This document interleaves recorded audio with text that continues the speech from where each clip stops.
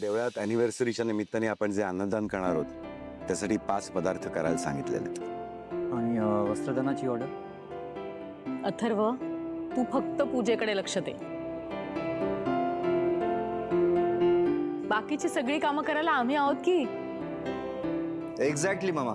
अथर्व, तू फक्त त्या पूजेवर फोकस कर. बाकी ते अन्नदान वस्त्रदान सगळं रेडी असेल. हा? मॅडम मॅडम मॅडम, अहो हार हार तुटला. काय झालं काय? अगं माया, काय झालंय ते तरी सांग. अहो आता मी नमस्कार करायला आपल्या देवघरात गेलेले ना, तेव्हा आपली महागौरी माता आहे ना, तिच्या फोटोवरचा हार तुटलाय.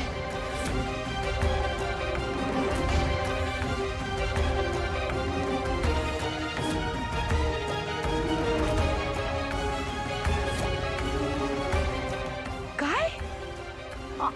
असा कसा तुटला? अहो असं झालंय आत्या.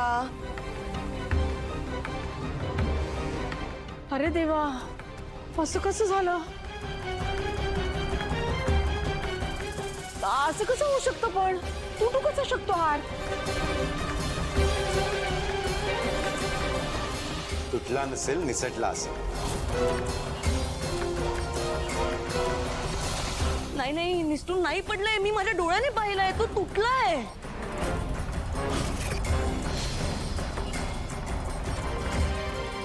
अपशकुन आहे हा, खूप मोठा अपशकुन. घरावरती नक्कीच काहीतरी संकट येणार आहे. देवीचा संकेत आहे हा.